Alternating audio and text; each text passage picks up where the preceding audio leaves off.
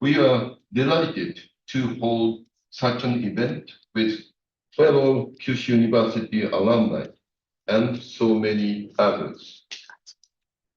Currently, Kyushu University has 2 university-wide exchange agreements and 3 faculty-level agreements with universities in Mongolia.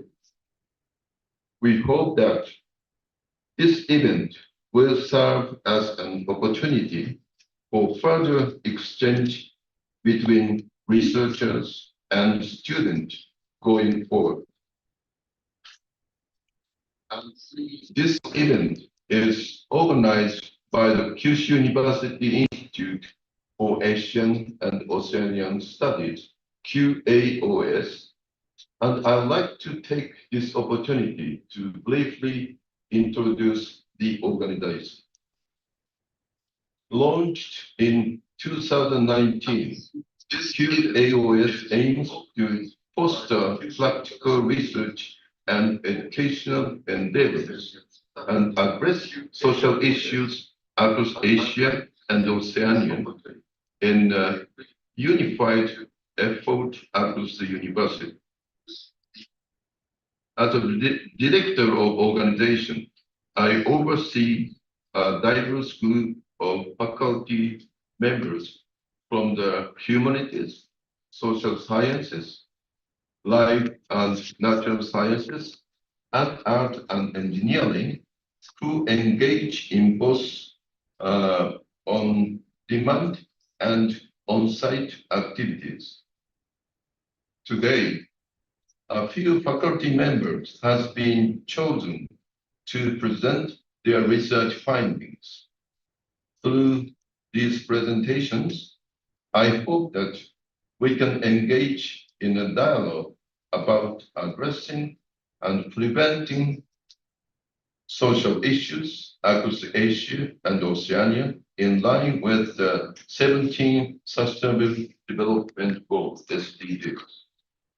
In closing, I hope that KYUDAI now proved meaningful for everyone here today, fostering international exchange and collaboration with our university and contributing to the further development of our alumni association here in Mongolia. Thank you very much.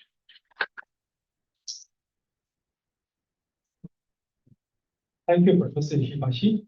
Today it's a distinct honor to welcome our 2 esteemed guests who have generously accepted our invitation to this event despite their demanding schedules. And I'm pleased to introduce our first guest, His Excellency Dr. NARANBAYAR, the Distinguished Minister of Education of Mongolia. He will deliver the opening remarks for KYUDAI now in Mongolia. Dr. NARANBAYAR, please proceed to the stage.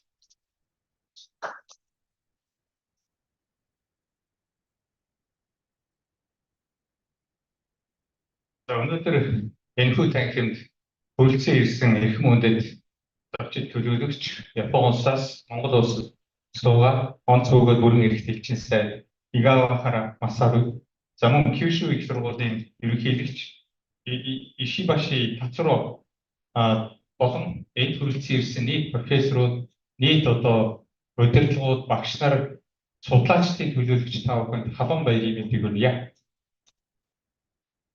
本日のイベントにお越しいただきました、在モンゴル日本特命大使井ヶ原勝、九州大学総長、石橋達郎をはじめ、本日にこのイベントにお越しいただきました九州大学の、教授の皆様、また研究者、また他の代表者の皆様に、本日心から感謝を申し上げます。 За Япон улс 1990 оноос Монгол улсад арчил зах зээлийн эдийн засаг шилжиж байсан цаг хугацаанд хамгийн түрүүнд тусламж үзүүлсэн нийтдээ 360 гаруй тэрбум йений тусламжийг үзүүлж ирсэн энэхүү завшааныг ашиглан та бүхэнд талархал илэрхийлье. そしてモンゴルは1990年代に社会主義時代から民主主義に体制移行した、その頃から日本の国民が大変 ご協力、支援を賜りまして、この機会を借りまして、心から感謝を申し上げます。За үүний нэг нь би өөрөө Японд Кёотогийн сургууль төгссөн сургуулаараа бахархаж явдаг. そのシーンの一人として、私は日本の京都大学の留学生として、本当に私は誇りに思っております。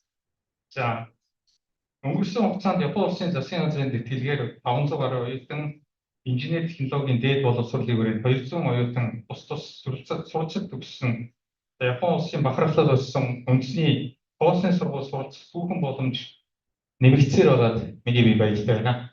これまで、モンゴルの留学生、国費留学生が500に上る留学生が日本に留学できますし、そして高専にも200に上る留学生も留学できたことにも、私、個人としても非常に嬉しく思っております。 Хоосын сургуульд үзүүлж байгаа тусламж Йений хөнгөлтэй зээлийг Япон улс бас үргэлжлүүлэхээ бидэнд мэдгдсэнд хагийн удаа Японы парламентын гишүүн айлт үедээ миний бие болон Игавахараасаа бид нар хүлээн авч уулзах үеэр хамтдаа байхад амлаж байсан. Энэ амлалт бас бидэнд маш хурам өгсөн.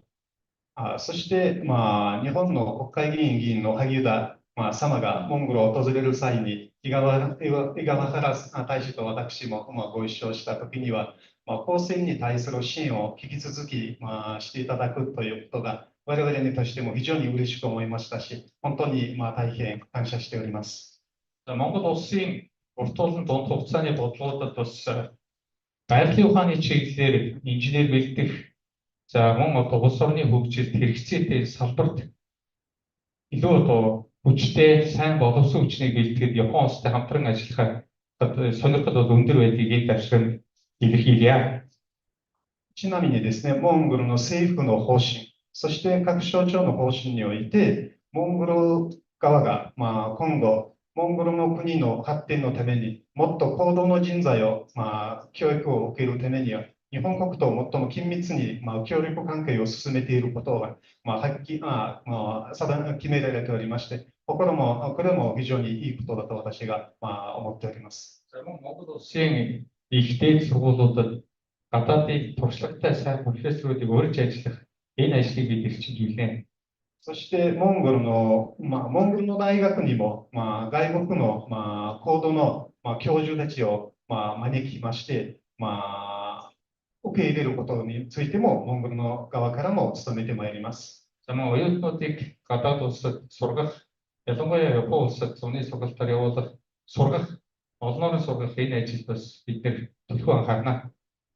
そしてモンゴルの若手の方々も日本に、夏季セミナーとか、そういう交流機関も、交流も、増えていくためにも我々が努めてまいります。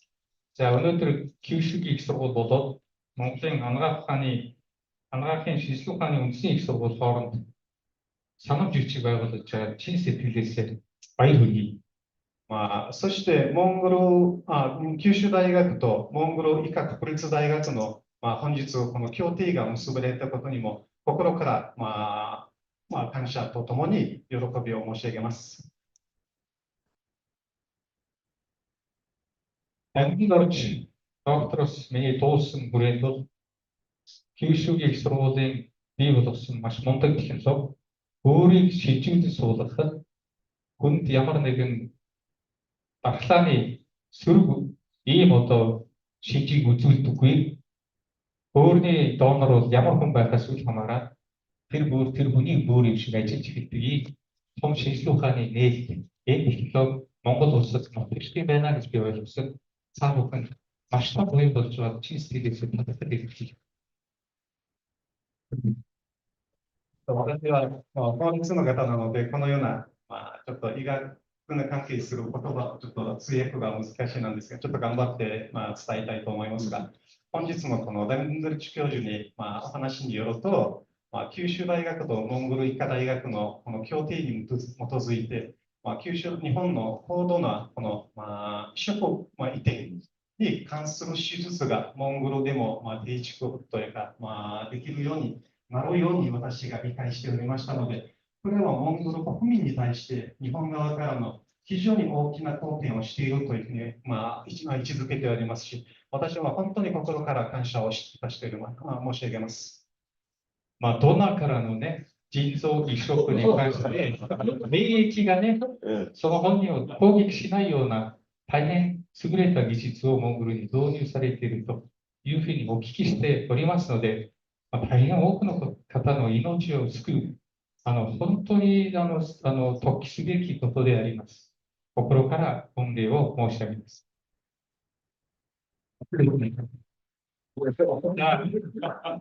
会話通訳として、Excellent translator. 사실 허이로니 함께가 있지만 날씨 가격상 익숙해 너도스럽게 함께 있지만 운기리 또 팀피크스도 이 작품 들어왔지. KYUDAI now in Mongolia with 있지만 NGPC. そして今後とも両国の協力関係、特に教育に関する分野において協力関係がもっと強化していくべく、このようなイベントがモンゴルにおいて開催されていることには本当に嬉しく思いますし、本日のイベントのご成功をお祈りしております。どうぞよろしくお願いいたします。국민의 마음으로 답답하겠습니다. アウトドアモンゴル国へようこそ。どうもありがとうございます。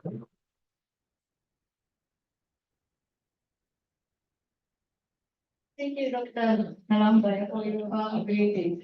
Now it's with great honor that we invite His Excellency Mr. IGAWAHARA Masaru, the Ambassador of Japan to Mongolia, to deliver opening remarks for KYUDAI now in Mongolia. Mr. IGAWAHARA will deliver his speech in Japanese and the Mongolian translation will be displayed on the screen.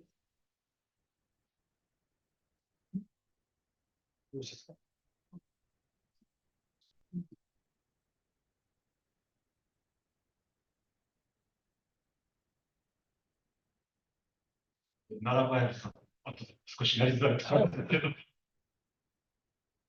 ろしいですか。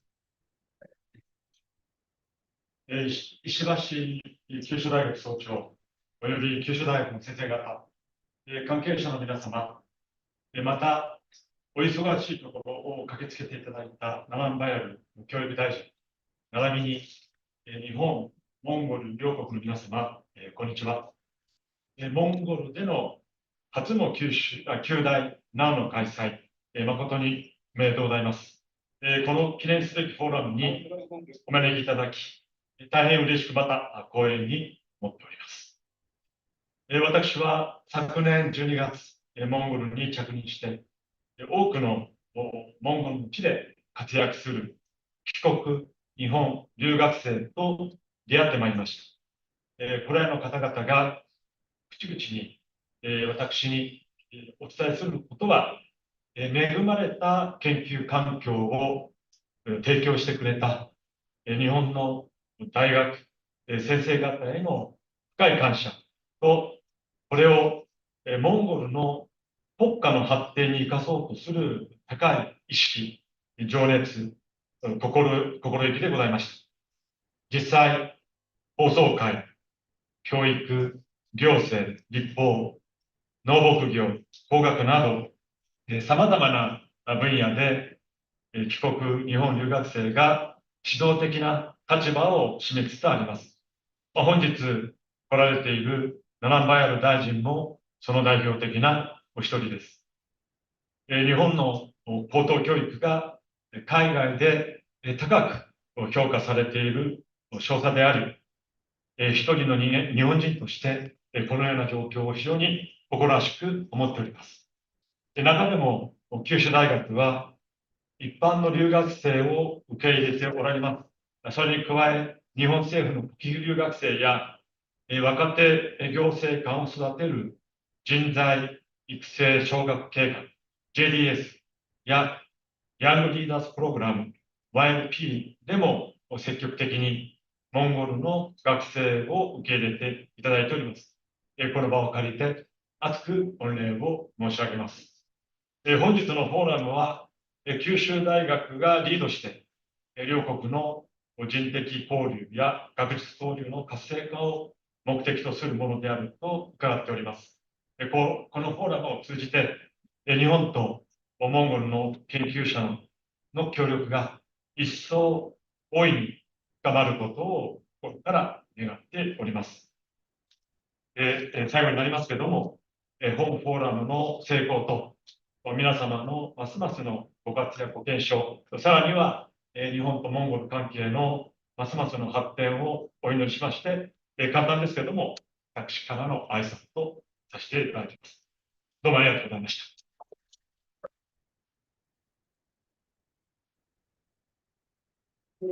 Igawahara-san.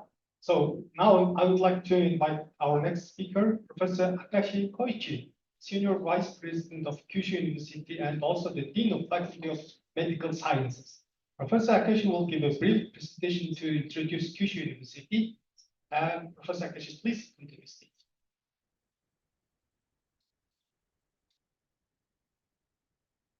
Good afternoon, everybody. I'm Koichi Takashi. I'm Senior Vice President of Kyushu University and Dean of Faculty of Medical Sciences. And thank you very much for the opportunity to introduce Kyushu University. As a Vice President, I will introduce the whole Kyushu University.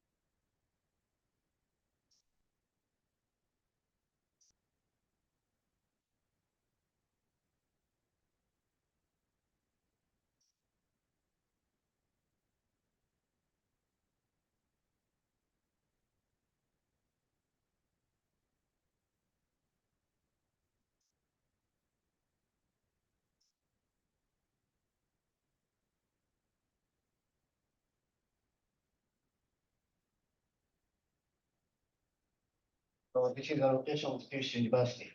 Kyushu University is reside in the Fukuoka city. Fukuoka city is belong to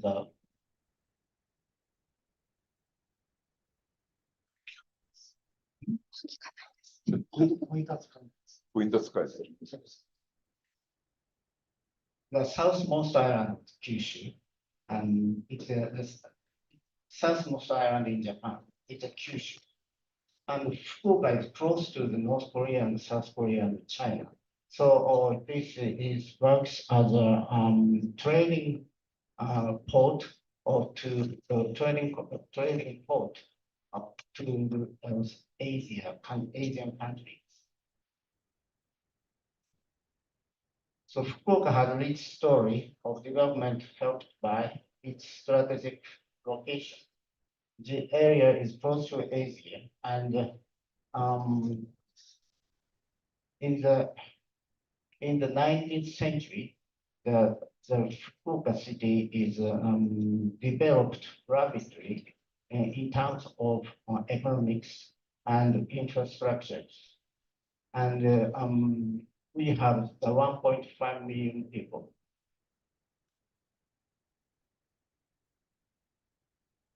Kyushu University was founded in 1911 at Hakodaki campus.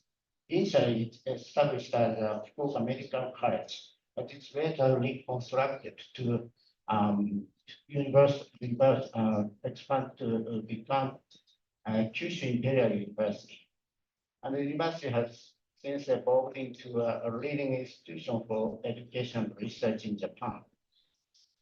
And I think that it's really contributed to the Fukuoka city's development itself. And now, the main body of the Kyushu University is moved to Ito campus. Campus relocation completed in 2018. And it is, as you see, it's a very big campus. It's actually the biggest campus in Japan. And also, we have the other campus, and the hospital campus. Because of the patient's convenience, we didn't move, and it's located close to the Hakodaki area.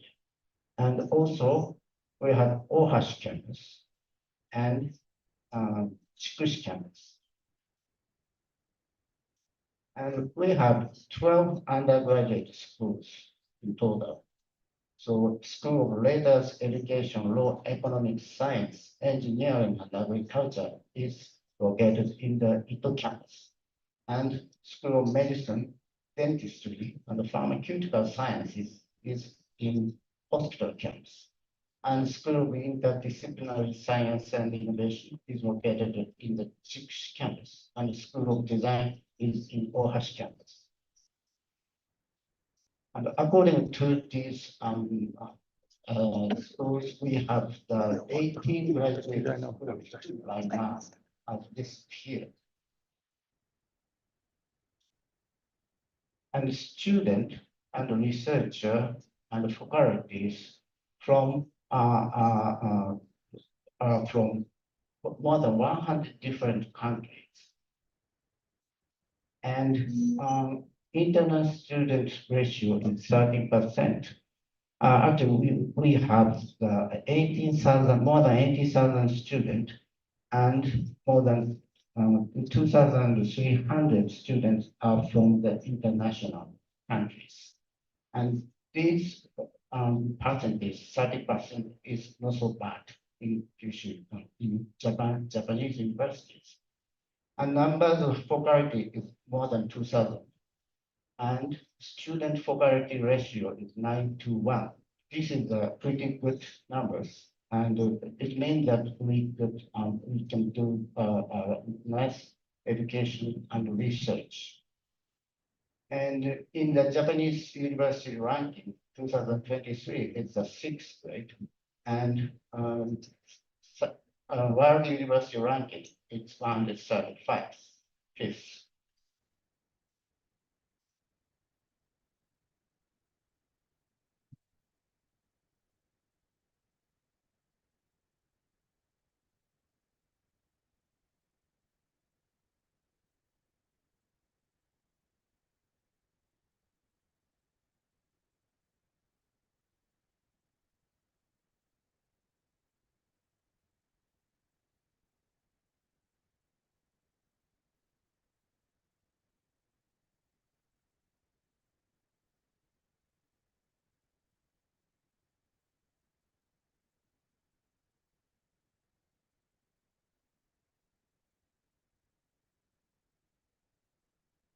This shows the number of foreign students. It's a ranking 1 from China, more than 1,000 number of students. And South Korea, Indonesia, Vietnam, and so on. And Mongolia is from Mongolia, 30 students currently belong to the Kyushu University. And this is not bad number, but we wanted to expand the numbers through these activities, today's activities. And Kyushu University is selected as one of the 10 designated national universities. It is not automatically selected. President Ishibashi really worked hard to get this title, and finally we won this title. So to perform the designated national university, Dr. Ishibashi said the vision 2030, and his flag is driving social change with integrative knowledge. And to this end, we have several priority initiatives. First, he sets the 3 entry points: the decarbonization and medicine and health and environment and food.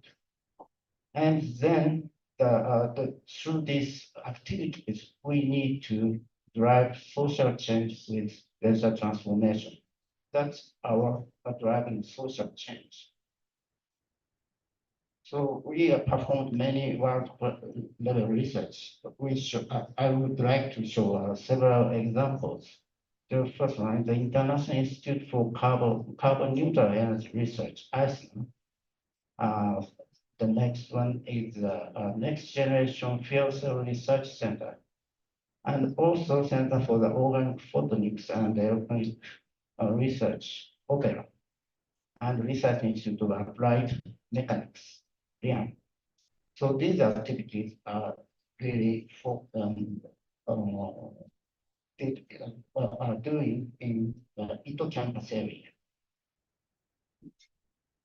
And I am the dean of the School of Medicine, so I would like to talk a little bit about hospital campus. Hospital campus is composed of School of Medicine, Dentistry, Pharmaceutical Sciences, and Kyushu University Hospital. And the hospital campus is located in a very convenient area. It is this one. It's really close to the Fukuoka International Airport and Hakata JR Station and Tenji Business District are all connected to the subways. And also from Fukuoka International Airport, it's just 1.5 hours to Tokyo. So in this campus, University Hospital is located in the center, and it's surrounded by the Faculty of Dental Sciences and Pharmaceutical Science and the Medical Sciences. And we also have several research institutes, Institute of Bioregulation and Advanced Medical Open Innovation Centers. And recently we are constructing the R&D ARO tower. In terms of our hospital was ranked, I don't know what the criteria is, but anyway, the Newsweek selected 48th hospital in the as a Kyushu University Hospital. In Japan, it's ranked fourth for 3 consecutive years. I just introduced one research from the Research Institute of Bioregulation. They have the in-depth transonic cells. We have the sufficient number of clinical samples with clinical data. So after the acquisition of these samples, they are trying to get the transonics data of each sample, including epigenomics, genomics, proteomics, or metabolomics, and so on. And once we get the data, we have send the data to Ito campus to super speed network in China, and then we analyze using the Ito campus supercomputer. So we are geographically apart from the Ito campus, but we are connected by data. Another important activity of the Kyushu University Hospital is the international telemedicine system. We have the teleconference and telemedicine. We have more than 1,700 programs covering more than 1,400 institutions in 82 countries. And actually, the endoscopic training, we are connected to Mongolia, MNAMS. and we just finished the MOU with Space University. So international collaboration is, anyway, we are very think that it's very important. The goal is to boost global talent circulation into and out of the university, and its initiative is advance global learning and research and leadership and build a global environment and strengthen the international partnerships. So KYUDAI now, so KYUDAI is a abbreviation form of Kyushu University. Kyushu University in Japanese, it's Kyushu Dai. So it's abbreviated to KYUDAI. KYUDAI U Forum. The purpose of KYUDAI now is to connect alumni from outside of Japan. And we have held forums in Indonesia, Vietnam, Thailand, and also Malaysia, Bangladesh, and so on. And this time in Mongolia, the first Mongolia KYUDAI now. So as the program said, we have session 1, law, education, and governance, and session 2, food, medicine, and engineering. So please enjoy this session, and also don't forget Kyushu Dai.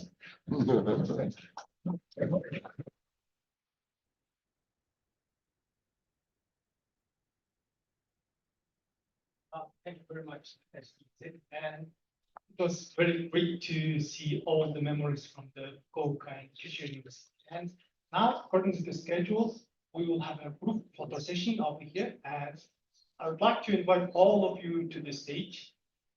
Oh, stage yours. Yeah, here, maybe. The stage. Yeah. So please come here for a group photo first, and after this, we will finish our opening session.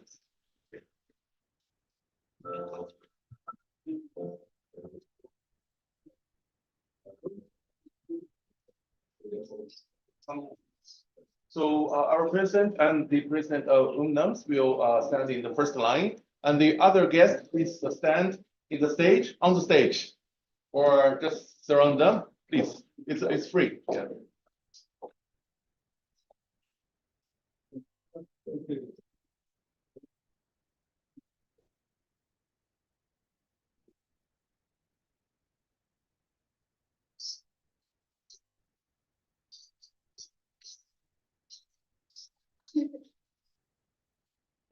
Please, all people, please get onto the stage.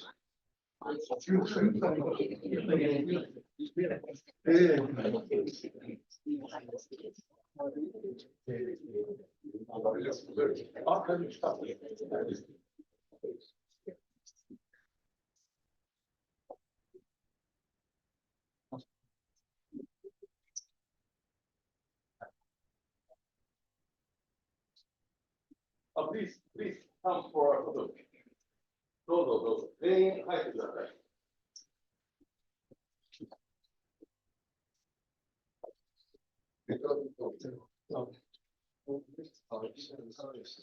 Yes.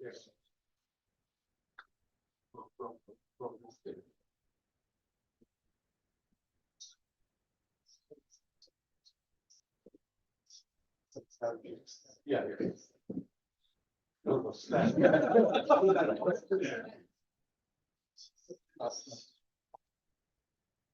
Stand up.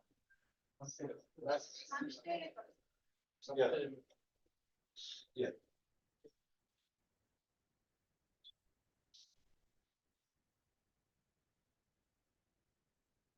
Oh, no problem.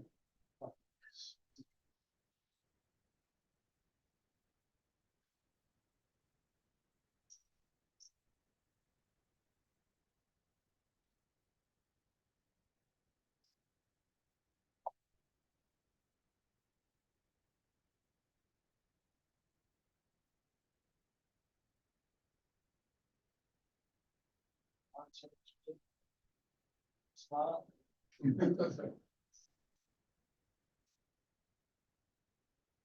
One more. Just check.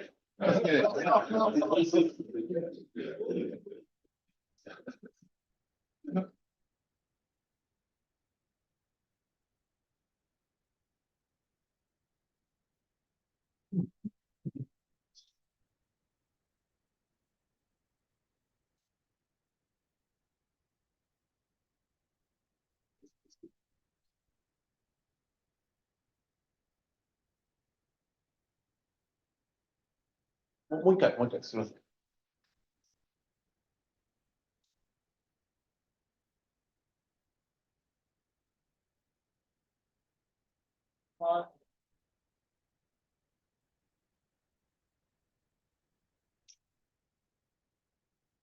ありがとうございました。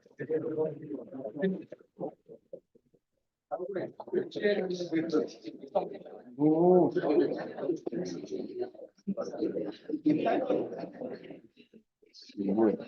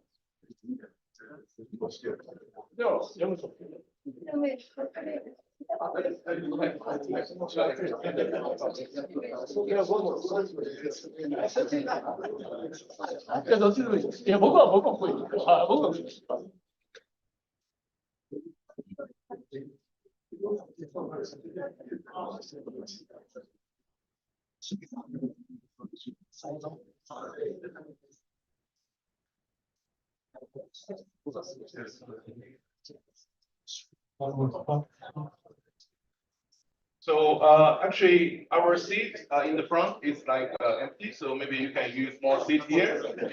And please sit, and we will start the symposium here.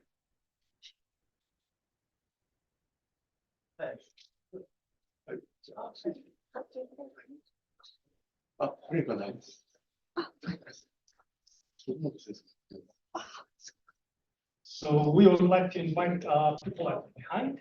Can you please go to the front? So please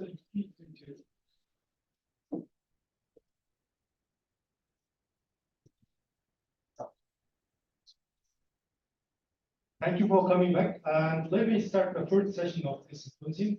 The session was entitled Law, Education, and Governance. And three professors from Kyushu University will introduce their research and activities related to these aspects. I'm glad to introduce Professor Tokumoto, who will give the first presentation titled The Position of Commercial Law in Japan. Professor Tokumoto is the Dean and Professor at the Faculty of Law at Kyushu University. And his areas of expertise include commercial law, corporate law, and business law. He has collaborated with many Mongolian friends for over 10 years, particularly those from the National University of Mongolia and the Ministry of Justice and Home Affairs and the Ministry of Justice of Japan. He mentioned that he had opportunity to work on the drafting of a new commercial code of Mongolia. So today, Professor Tokumoto will deliver his presentation in Japanese. And his PhD student, Mr. Sangul Bakare, a lecturer of the School of Law, National University of Mongolia, will interpret his speech into Mongolian. So I would like to invite to the stage.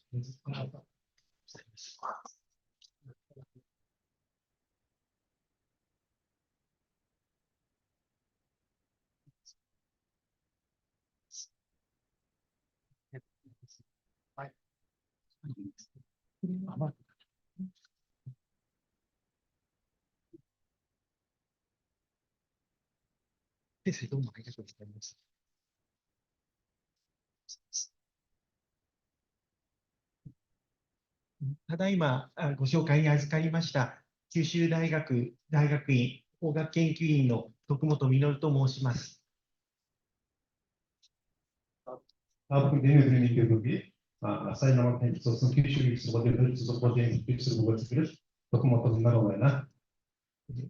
年はKYUDAIナウがこの地モンゴルにて開催される運びとなりました。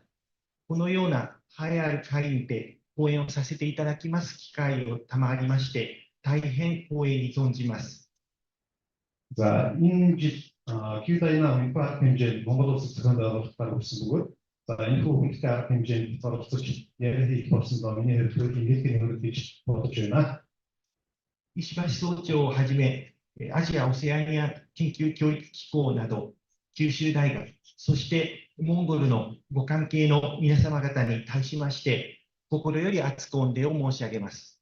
자, 그게 인포가 펜젠으로 쓰죠. Kyushu University Hospital Kyushu University Hospital function соглаш professor Монголын талаас инфо архивыг олж байгаа та бүхэн энэ клиникийн статистикийн хатагтай гişүүдээ 私の方では、これまで縁がございまして、モンゴル国立大学法学部、モンゴル国法務内務省、日本の法務省などとご協力をさせていただきながら、過去10年近くにわたりまして、モンゴル国におけます法制度整備支援、特に商法店の基礎支援に関わらせていただいてまいりました。 자, 미니를 홀패턴과 몽골식 소고지 홀패턴 몽골식 홀패턴 어떻게 되느냐 것은 FOC 홀패턴 양식 도둑다고 도둑다 한다는 것이 자, 무슨 알아서 지금 자, 몽골식 홀패턴 이렇게 비슷하고 자, 태권도에 한국에 몽골식 다리션 홀패턴 수업으로 같이 다르게 없어질 때 そこで本日はモンゴル国におけます商法店の立法化への支援ということに関しまして、民法と商法の関係、言い換えますと、商法の地位ということにつきまして、日本の法制度を参考にしながらお話をさせていただければと思います。 자, 팀의 스무드리 인파 엔지니어들이 모두 가리키는 그 법으로 가지고 팀식을 두든 우두겠음 FH가 보다 일본이 이름이 흘러도는 리션이 흘게 상황을 오로를 힘을 일본이 리션이 흘게 이치기 발소리 야마로 흘게 있다 일본이 무슨 기존 다 소리가 이렇죠. なお、本日の私のお話でございますが、日本とモンゴル国は法体系がいわゆる英米法国ではなく同じ大陸法国に属しておりますことや、日本法の概念と英米法の概念には少なからず異なる点もございますこと、会場にはモンゴルの方と日本の方がおられますことから、そしてちょうど私の九州大学大学院法学部の方の研究室に、モンゴル国立大学法学部講師でいらっしゃいます、バトバヤル先生が、留学中でいらっしゃいますことから、日本語でお話をさせていただきまして、それをバトバヤル先生にモンゴル語に通訳をしていただきます形でお話をさせていただければと思います。 자, 오스만 운영진의 미니비 일본어도 몽골도 세계적으로 기존 아이들삭성의 기존부기 이 가정의 기존부기 미디지털 기존부분 자, FOC 기존 시스템으로 아이들삭성의 기존을 생각하면 해도 기존에 대한 다타를 되고 있어서 그 부분이 가깝서 좋지. 자, 인파 현재 몽골 기존의 FOC는 서로 수주하는 지구에서 인파 현재인데 FOC에 무슨 현재 소고된 방식으로 어떤 미니를 선발을 포함한 기술을 서로 수주하고 그가 좋다. FOC에 대해 몽골에 좋다는 말. ご存知のように今通訳をしていただいておられるのがバトバヤル先生でございます。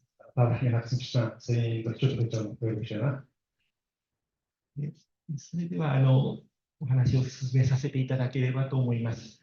日本におきましては、司法、私法におけます一般法としまして、民法という法域が存在しております。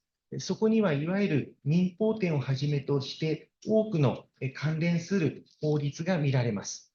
そしてこの点につきまして、国によりましては、例えばモンゴル国のようにこれまで民法典といわゆる商法典と特に区別せずに民法と商法と同一の法典の中で規定している国も存在しております。日本におきましては民法典とは別に商法典が存在し、民法とは別に商法という法域が存在しておりまして、そこには会社法や商業登記法などの多くの関連する法律が見られます。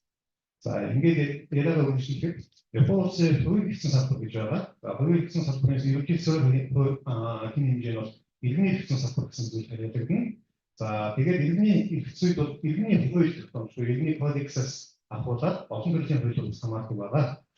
Энэ талаар жишээлбэл Монгол улсын хувьд жишээлбэл иргэний хэрэгцээ гэхдээ иргэний хуулийг орчлон ойлгодог буюу иргэний хуулиас тусдаа арилжааны хууль гэж тусаад ялгаж авч үздэггүй юм онцлогтой байгаа. Харин Японы улсын хувьд юу гэхээр иргэний хэрэгцээ салбар хэм хэмжээнд иргэний хууль, арилжааны хууль гэсэн тусдаа хууль байх бөгөөд энэнд нь дагуулад иргэний хэрэгцээ болон арилжааны хэрэгцээ гэсэн салбар хэрэгцээнүүд тусдаа орчдөг юм онцлогтой байгаа. Жишээлх юм бол арилжааны хэрэгцээ гэхээр арилжааны хуулиас гадна компани тухай хууль болон арилжааны үйл ажиллагааны бүтээгдэхүүн тухай хууль зэрэг олон хууль тогтоомжуудыг энэ салбар хэрэгцээс мараад авч үздэг. それでは、日本におきましては、このように民法典とは別に商法典が存在し、民法とは別に商法という法域が存在しておりますが、日本におきましては、なぜそのような法体系となっているのか。言い換えますと、日本におけます商法の地位とはどのようなものなのか、この点につきましてお話をいたしたいと思います。За тиймээс сая ярьсанчтай Японы улсын хувьд иргэний хэрэгцээ болон арилжааны хэрэгцээ гэж салбарын хэрэгцээ байдаг. За түүнтэй үндэслэн иргэний кодекс болон арилжааны кодекс гэсэн тусдаа бие даасан хуулиуд байдаг бөгөөд энэхүү хоёр хэрэгцээ хамаарал мөн хууль тогтоомжийн хамаарал нь ямар хүчин авч үздэг юм бэ? За энийг хэрэгцээ тогтооны хувьд юу гэж шалтгаан юм бэ буюу арилжааны хэрэгцээг нь ямар байдлаар сардсан бэ гэдгийг талаар цааш дээр өгүүлчихье. まず、日本の法体系におきましては、広く市民生活や経済生活一般を規律する司法として民法があり、これに対しまして企業生活関係に特有な司法の総体として商法があると考えられております。すなわち民法と商法とは一般法と特別法の関係に立っております。そしてこの商法という法域を実質的に見ますと、そこには商法典のみならず会社法や商業登記法などの数多くの商事特別法があり、さらには商慣習法も存在しております。За юуны түрүүнд Японы улсын хэрэгцээ тогтцооны хүрээнд өргөн буюу нийтлэг утгаараа иргэдийн мөнхөд амьдралын харилцааг зохицуулдаг бөгөөд эдийн засгийн суурь харилцааг ерөнхийдөө зохицуулах хуулиороо хувийн хэрэгцээ суурь хэм хэмжээ бол иргэний хууль байдаг. Түүний эсрэг талд нь аж ахуй болон бизнесийн шинжтэй үйл ажиллагааг тусгайлан зохицуулдаг хувийн хэрэгцээ салбарын гол хууль буюу тусгай хууль нь арилжааны хууль гэж үздэг. Өөрөөр хэлбэл иргэний хууль болон арилжааны хууль нь ерөнхий болон тусгай хууль гэсэн ийм хоорондын харилцаа хамгаалалтаар болчихдог байна. За мөн түүнчлэн арилжааны хэрэгцээ салбарыг бодит утгаар нь авч үзэх юм бол зөвхөн арилжааны хууль бус дээр бүрдсэн компани тухай хууль болон арилжааны үйл ажиллагааны бүтээгдэхүүн хууль за зэрэгс гадна олон төрлийн тусгайсан хуулиудыг энэхүү хэрэгцээ салбар хэрэгцээгээр хамааруулж авч үздэг бөгөөд мөн дээр мөн арилжааны заншилтын хэрэгцээ гэсэн хэм хэмжээг нь хамаардаг байна. それでは、このような商法という法域の独自性はいずれにあると言えるのでしょうか。日本におきましては、この点をめぐり、これまでにいくつかの考え方が提唱されてきましたが、現在の日本におけます通説的見解は、商法企業に関する法であると捉え、企業に特有の生活関係を対象とする司法であるという点において、民法と対比して独自性を有するものというふうに考えられております。すなわち、企業とは一定の計画に従い、継続的意図を持って営利行為を行う、独立の経済単位のことですが、このような企業が近代以降、飛躍的に発達してきましたことから、そうした企業に着目しながら、それを対象として捉え、商法を企業に関する法であると考えるようになってまいりました。 За улмаар арилжааны хэрэгцээ салбарын болон хөтөлбөрч нь яг юу гэж чинь бэ гэдгийг хэлцүүлээ. За Японы улсын жишээлбэл арилжааны хэрэгцээ яг юу юм бэ гэдгийг төвсөн нэгэн хэдэн онцлог тусгай онцлог байдаг. Гэхдээ энэ дундаас хамгийн нийтлэг гэх юм хөтөлбөрчсөн онцлог нь арилжааны хууль бол өөрөө аж ахуйн нэгжлэгийн бизнесийн үйл ажиллагааг харилцаад зохицуулах хууль гэдэг. Энэ онцлог хамгийн хөтөлбөрчсөн буюу бүгэн хэлэгддэг онцлог байна. Өөрөөр хэлэх юм бол жишээлбэл арилжааны хууль гэдэг нь тэрний хуулиас тусдаа ялгаатай буюу тухайлбал жишээ аж ахуйн нэгж бизнесийн тодорхой төлөвлөгөөний дагуу асарчгүй бичлэг шинжтэй ашиглах төлөвлөлт бий эдийн засгийн бие даасан нэгжиж бизнесийг үзэж ашиглах төлөвлөлт бий энэхүү бизнесийг ойлгуулсан орчин үеийн утсаар бархан хөгжсөний сэцүү энэхүү бизнес болон аж ахуйн нэгжийг юу вэ гэдгийг гол зохицуулалтынхаа зүйл болгосон хуулийг арилжааны хэрэгцээ гэж тайлбарлана гэдэг онцлогчтой байна. このように日本におきましては、企業というものに着目し、商法は企業に関する法であると考えられておりますが、企業の活動は不断に新しい領域を作り出しておりますことから、商法固有の領域というものは消滅することなく、民法と商法とは併存し続けると考えられております。За энэ бол саяны ярьсан чинь Японы жишээ аж ахуй буюу бизнес гэдэг ойлголтод бодвол арилжааны хуулийг аж ахуй бизнес хамгаалах хууль гэж тэр түүний бол үйл ажиллагаа явуулах нэгж буюу аж ахуй нэгж бизнесийн нэгж гэдэг талаар зохицуулсан хууль гэж үзэж аж ахуй нэгжийн үйл ажиллагаа нөгөө шинэ тутам үйл ажиллагаа буюу салбаруудыг бий болгох учраас арилжааны хууль нь сайд ямар нэгэн байдлаар өгүүлсэх шинж чанар байхгүйгээр иргэний хуулиар зэрэгцэн хөгжиж өгөх гэсэн байна. この点につきまして、商法、民法と対比しますと、民法の中でも、いわゆる物件法や家族法は、普遍的道徳を基礎にしたものが多く、また、債権法も近年日本において改正がなされましたが、取引関係を一般的、抽象的に規律しておりますため、法の内容と現実とが乖離していくことは、それほど多くはありません。しかしながら、商法が規律の対象としております企業の活動は、日々絶えず変化し発展していきますことから、商法におきましては、現実の変化に応じて進歩発展していくことが必要となってまいります。За энэ тухайд арилжааны хуулийн бод зохицуулах харилцааны иргэний хуультай харьцуулж үзэх юм бол за иргэний хуулийн бол жишээлбэл үнэтэй хэвцүү болон гэр бүлийн хэвцүү нийтийн харилцаанд тулгуурласан байдаг бөгөөд харилцангуй Японы улсын хувьд жишээлбэл үүнгээр нэмээд үүргийн хэвцүү буюу гэрээний хэвцүү хэсгийг харилцаанд нэмж хөрвүүлж оруулсан зэрэг жишээлбэл иргэдийн нийтлэг буюу өдөр тутмын эсрэг буюу доктортой шинжтэй харилцааг зохицуулдаг. Үүний эсрэг жишээлбэл арилжааны хууль гэдэг нь өөрөө бизнесийн буюу үйл ажиллагаа, чиглэлийн бизнесийг дагаад хөвсөн өөрчлөлт буюу динамик шинжтэй учраас арилжааны хуулийн иргэний хуультай харьцуулахад харьцангуй өөрчлөлтийг буюу хөвсөн өөрчлөлт энэ утгаараа иргэний хуулиас ялгаатай буюу арилжааны хуулийн бие даасан хууль буюу хэцүү байх ёстой гэдэг энэ ойлголтыг хүлээн зөвшөөрөх Японы улсад хөгжиж ирсэн юм а.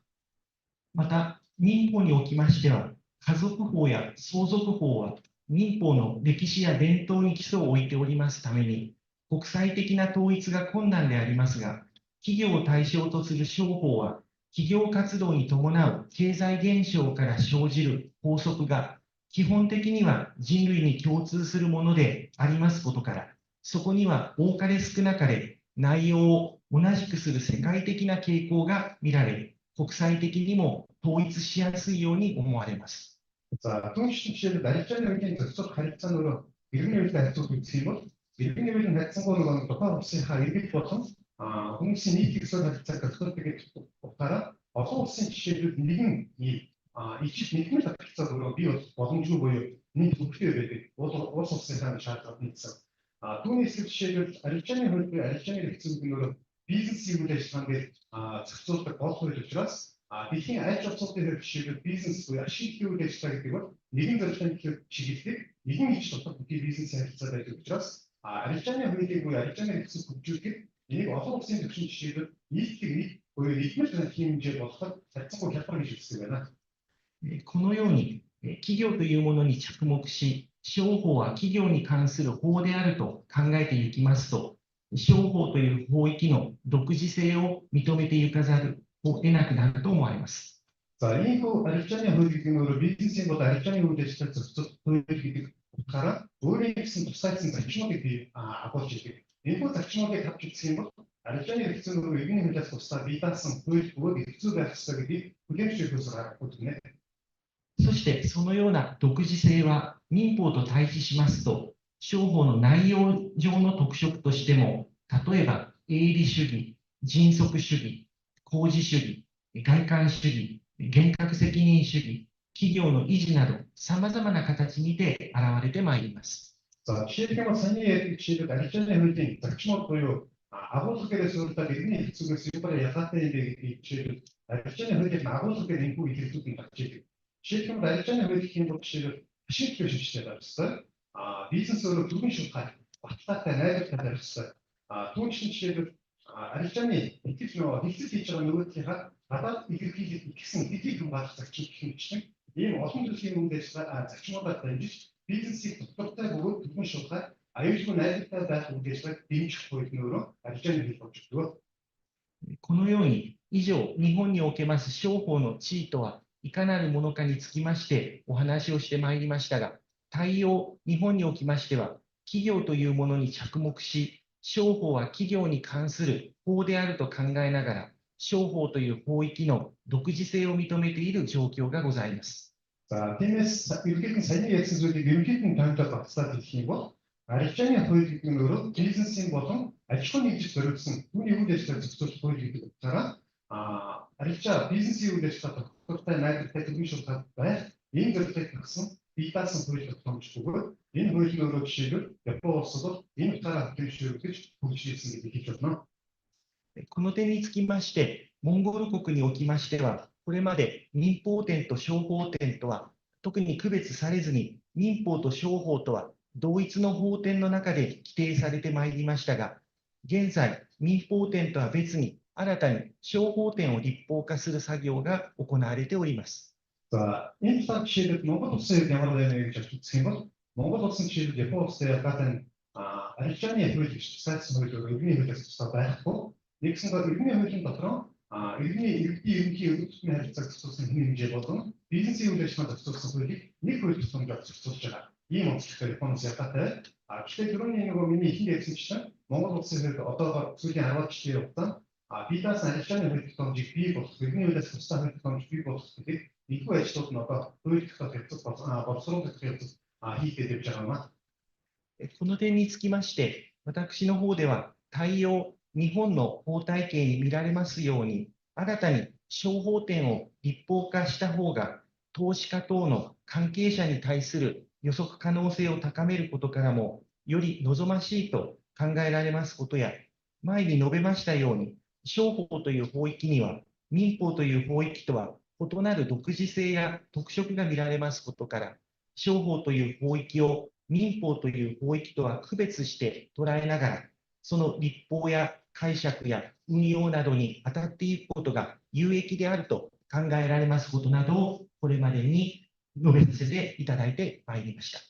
За энэ хүү саний хаяад бичсэн гэдэг үнээр үзэх юм бол нийгмийн сүүлийн хэдэн жилийн хугацаанд Монгол улсын арилжааны хуулийг батлах боловсруулах ажил дэмжлэг үзүүлэхийн төвшин тохиолсон бөгөөд энэ миний хувьд жишээлбэл миний хувийн үзэл бодлоо хувьд бол Монгол улсад жишээлбэл иргэний хуулийн дотор арилжааны хэвцүүд хэмжээ чиглэсэн хэмжээ болон хувийн хүмүүс төрөлсөн хэмжээс ялгаатай бие даасан бизнес төрөлсөн арилжааны хуулийг өөрөө батлах нь цаашид жишээлбэл зөвхөн дотоодын гэлтгүй олон улсын хөрөнгө оруулагч нар жишээлбэл арилжааны үйл ажиллагааг таамаглах, эксклюзив жишээлбэл бууруулах, хөрөнгө оруулалтыг нэгдүүлэх хаатай хэцүү орчин бий болно гэж үзэж байгаа учраас арилжааны хэцүү хэмээх салбар хэцүү болон салбар хэцүү иргэний хэцүүгээс ялгаатай туссан гаргаж арилжааны хууль гэсэн бие даасан хуулийг батлах, түүнийг тайлбарлах, хэрэгжүүлэх энэ ажлын чухал юм аа гэдэг нь миний өөрийн бодлоо байна.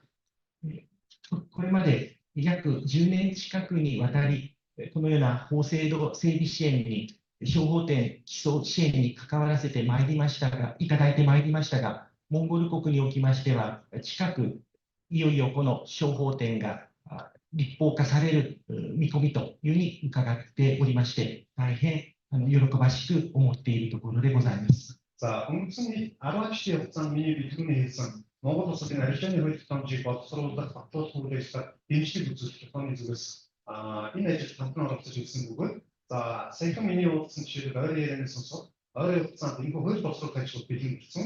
Хууль тогтоох буюу хууль батлах үйл ажиллагаа ойрын хугацаанд хэрэгжинэ гэж би ойлгосон. Тийм учраас энэ хүү нөхцөлийг сонсоод миний хувьд төлөв баярлалаа.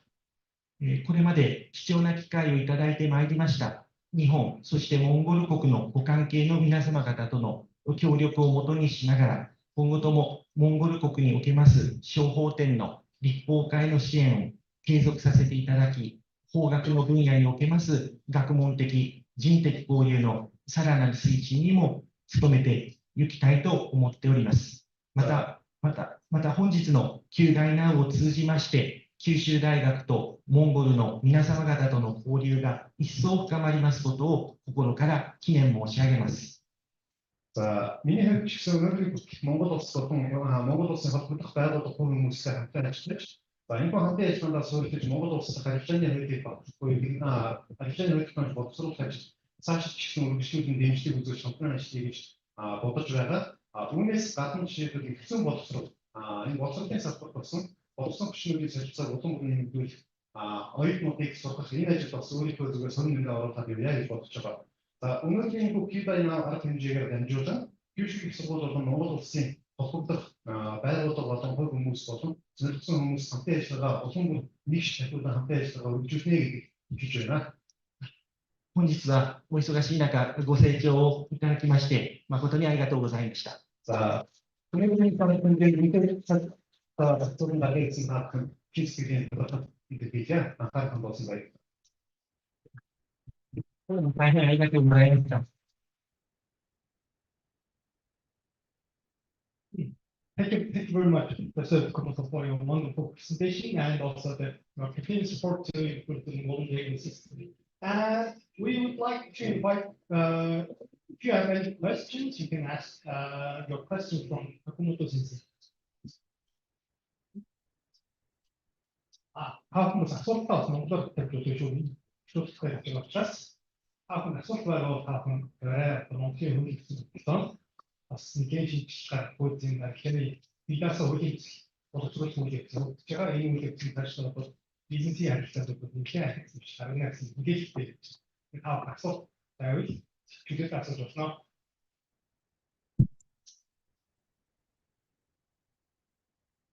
Question?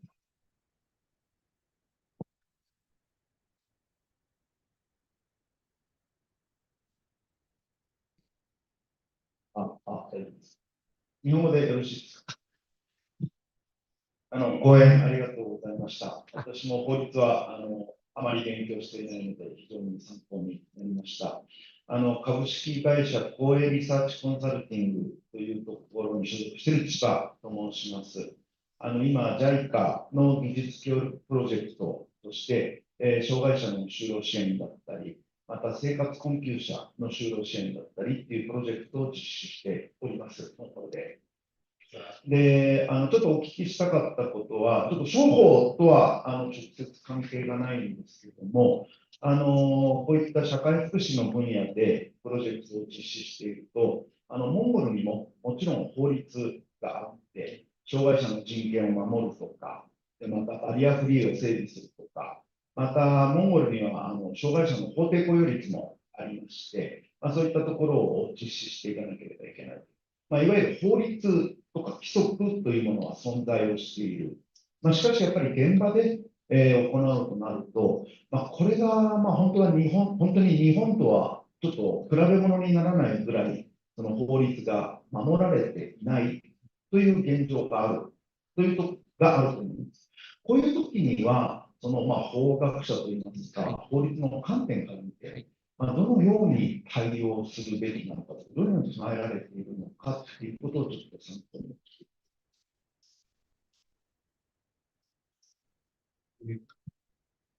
Even in Assoc staat uitleg van Assoc. Iemand van de volgende gaan we stuk doen. Zij kijken dus door nog wat soort hoeksteen geschikt die technisch geschikt doen. Ik heb een waarschijnlijk heb ik dat zijn Hugo uitgevoerd. Wanneer was in reacties op de project na. Assocの大体のやつがほとんど一緒と、ビビとどういう感じでМонгол улсад жишээлбэл хөгжлийн хичээлийг дэлхийд хамгаалах чиглэлээр хөдөлмөрийн хуулийн жишээлбэл тодорхой тооны аж ахуйн нэгжүүд заавал хөгжлийн хичээлийг авч ажиллах үүрэгтэй гэсэн зохицуулт байдаг. Гэхдээ яг энэ төслийн хүрээний хичээлээр хийж байгаа энэ хөгжлийн хичээлийг дэлхийд хамгаалах зохицуултуудыг үнэхээр Японд харьцуулахад хэрэгжихгүй зөрчилдөг юм зүйл маш их байдаг байна. Тийм учраас таны хувьд жишээлбэл энэ хууль тогтоомж Монгол улсын хууль тогтоомжууд, Японы улсын хууль тогтоомжууд хуульсан талаас нь харахад энэ юу гэж бодож байна? Энэ талаар гарсан байж. どうも貴重なご質問いただきまして大変ありがとうございました。unter Sachen Assoc bei これにつきまして、私なりの経験等からの回答でございますけれども、お答えさせていただければと思います。例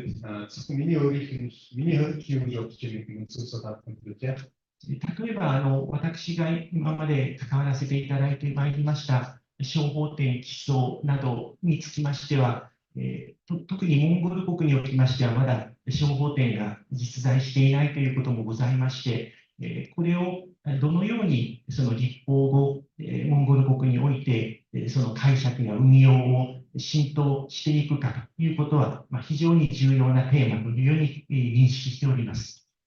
Indistinct Minihitos, Mongolos Archenic Conjunctive Tatsuro Fajit Carpio, Sigi Kara, Chitum Archenic Mongols Spare, Shinzu, Timtras Shidu, I think, Mongols Archenic, Archenic, Doctor Jutsi, Ninch, so Muroki, Yach, 2% Kirishway, Yach, and Kirishway took my Kirishway, a much society to exchange. そのため、これまでもですね、関係するいろいろな機関や団体の方々、例えばこれはモンゴル国の法務内務省、あるいは日本の法務省、あるいは弁護士会の方、あるいは国立大学等の大学、研究教育機関の方々などとのさまざまな共同研究やセミナーなどを実施させていただいてまいりました。자, 이거 따라 치료도 몽골스 헬스터들이야, 일본의 헬스야, 몽골스 익스고, 바꾸다 속단에다 로동 기치는 마셔도 오빠기, 리치팅 무스, 어도 오빠기 생각한 무슨 호흡수 좀 주세. そこで当初は理論的なことが主な内容となっていること多かったと思いますけれども、その後次第に具体的な事例についての解釈や運用をどうするかとかいうことについての議論へと進展していっているというふうに認識しております。필요한 프로세스가 생각하고 키우이 되었기 때문에 이거 이렇게 어떻게 보이니 이거 어떻게 다 언신 아주 들어갔다 치기 유키 아고자를 쓰고 있으면 오토만 아이즈만 치를 대화해 왔다 그게 어디 케이스 우리 어디 말하는 거 얘기할 수 있고 그게 아마 소프트도 치기 되고 말이 비슷한지 그런 게 아예 없사듯이 そこでご質問をいただきましたような、そのような法律分野におきましても、おそらく同様のセミナーですとか、共同研究ですとか、そういうところで、法律の運用解釈についての実務的なあり方についての意見交換ですとか、すり合わせと申しますか、そういうふうなことがおそらく有益なのではないかというように、私なりには感じているところでございました。자, 그게 saya ini bertanya soal transportado apa sehingga dikit-dikit sekolah ini sebenarnya juga dengan mungkin jadi pembahasan seperti mungkin support politik search zu terus zu kayak proteksi dikit atau dunia itu atau tadi di seminar zu juga terus software ini ini zu dikit juga ini juga terus tadi ini juga terus tadi juga terus zu dikit juga ini juga jadi betul lebih untuk tadi di seminar ituご回答になっておりましたら幸いでございます。ありがとうございました。Okay, thank you, Professor Tokumoto, for your wonderful presentation. ありがとうございました。どうもありがとうございました。どうもご清聴ありがとうございました。おそらく何か他にもご質問おありの方おありかもしれませんけれども、時間の進行の関係もございますし、もしよろしければ休憩時間ですとか、あるいは懇親会の時などにご質問いただければご回答させていただければと思います。どうも大変ご清聴ありがとうございました。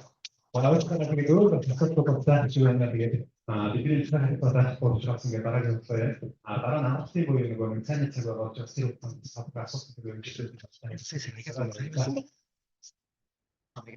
Okay, I think maybe you have more questions, but of course I will scare you a little bit pushing. So, but Tokumoto Sensei will instruct you. So, after the coffee break, maybe you can ask him.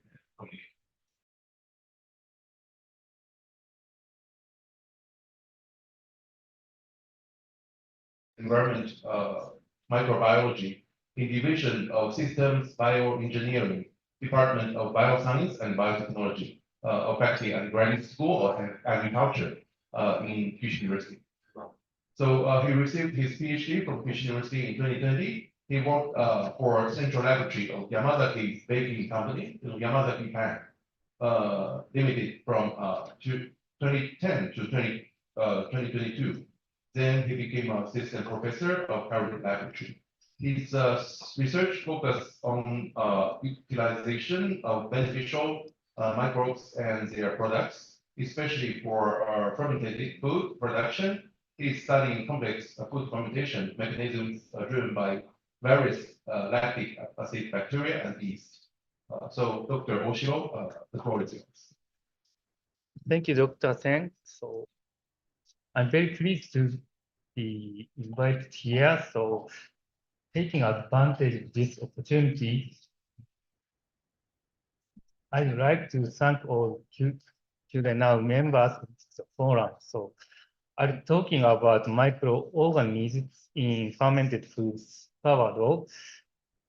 Microorganisms are essential to make fermented foods because they change the raw food material to delicious one. So especially my research is focusing on two kinds of microorganisms, namely lactic acid bacteria and yeast in sourdough.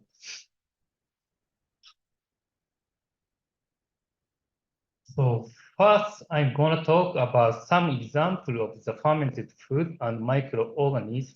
Then I will describe the detail on sourdough. After that, I'll share with you some of our findings in sourdough microbiology related with its complex fermentation. Finally, I'll make summary and talk about the future plan.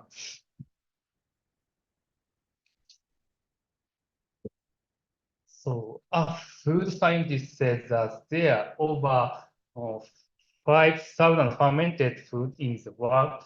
Even before humans noticed the existence of microorganisms, we have been using microorganisms to create a variety of fermented food along with the climate and culture there.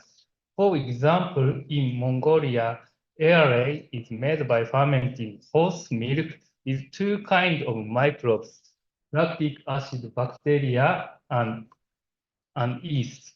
In Korea, kimchi is made from Chinese cabbage and chili peppers with lactic acid bacteria and yeast. On the other hand, East Asia, including Japan, have another type microorganism food culture, namely mold. In Japanese fermented food, miso and soy sauce are made by fermenting soybean with mold mainly. Also in Indonesia, tempeh are made by soybean with mold. Those mold-associated foods have different tastes from food of lactic acid bacteria and yeast. Because mold produces sweetness and umami taste, so microorganisms play an important role in the production of unique fermented food in each country. This slide shows these three pictures of microorganisms in fermented food. First is lactic acid bacteria, so called LAB. They are small microorganisms taxonomically classified as bacteria. Scale bar of 1 micrometer means 1/1 million meters, so very small. They produce lactic acid in fermented food. It's great sour taste. Second is yeast. Yeasts are classified as eukaryotes, just like humans. They are microscale organisms, but larger than bacteria. Yeasts typically produce ethanol in fermented food. Ethanol is main component of alcohol. They also produce CO2 gas, which leavening agent of bread. The last is mold. They are also classified as eukaryotes, just like yeast and human, but they are thread-like from form called hyphae. As you can see, 100 of micrometer scale size molds are larger than lab and yeast.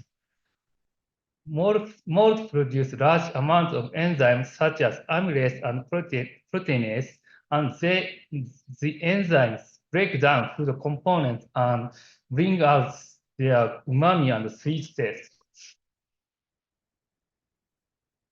So multiple types of microorganisms are involved in making processed fermented foods. The combination of microorganisms characterize fermented food quality. Mongolian elag and Korea kimchi are fermented with collaboration of lactic acid, bacteria, and yeast. Japanese miso is microbiologically different from elag and kimchi because mold is associated with the fermentation in addition to lactic acid bacteria and yeast. The sourdough that I'm studying is dough materials for baking bread. So it is one of the fermented foods that have spread so around the world, global one. So like elag and kimchi, it's fermented with the collaboration of lactic acid bacteria and yeast. So I guess microbiology in sourdough is similar to that in elag. So I share with sourdough in detail. Sourdough is traditional microbial starter to make bread, or steamed buns and so on. The dough is made by adding sourdough and water to flour, then mixing its typical ingredients are just wheat flour and water only. Interest point is that microorganisms are traditionally not added to sourdough, but lab and yeast spontaneously grow there and they initiate fermentation. Lab and yeast have different roles. Lab creates sour taste, yeast leavens the dough. Especially, labs creating sour taste is considered to characterize sourdough bread quality. So sourdough producer in bakery maintain sourdough by repeating fermentation.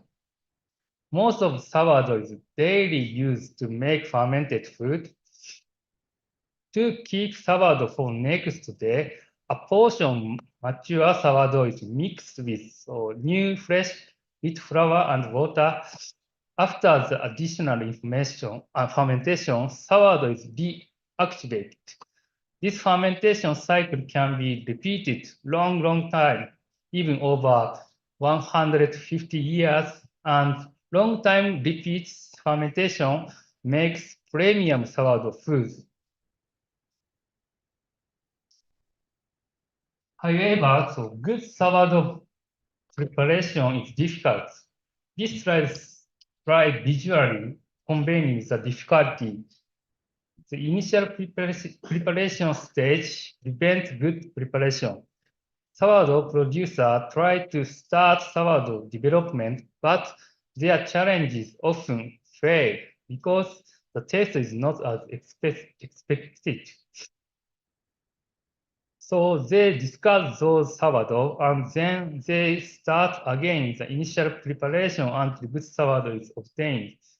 This is hard work for sourdough producer and is known as one of the difficult problems in sourdough fermentation. From a microbiological point of view, a question came up. What is happening in microorganisms at the initial stage? To answer this question, we monitored lactic acid bacteria and yeast in sourdough from the start time to 2 months. It's known that several types of labs live together within a given sourdough. These 3 pictures show microscopic observation of 3 different lab species observed in our 2 months monitoring. However, microscopic technique does not distinguish those different lab species because all lab forms seem to be very similar. To distinguish different lab types, we used high throughput DNA sequencing technology. By examining DNA extracted in sourdough using the DNA sequencer, we were able to identify difference in lactobacteria at biological species level. The results were interesting. So sourdough fermentation progresses with regularly microbial relay. As you can see, the first lab species grow with maintenance cycle. They decrease sourdough pH and remove non-beneficial bacteria from the sourdough. Next, the second lab species grows there, and at the same time, yeast also grows synchronistically with second lab growth. Finally, the third lab replaced with the second lab. In short, we find that this microbial relay is a mysterious phenomenon common to various sourdough preparation. Our finding raises new question about why microbial relay occur in initial sourdough preparation. We hope to elucidate the principle of the mysterious relay and use this knowledge to control and design the complex fermentation of sourdough.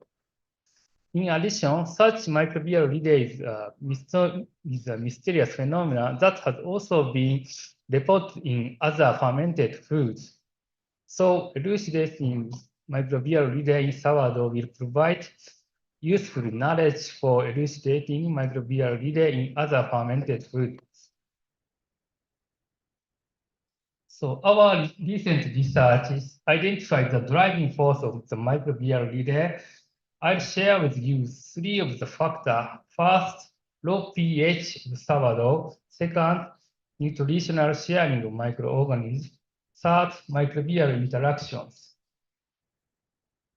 First, I described the relationship between lab and low pH. One characteristic of lab is metabolize sugar to lactic acid.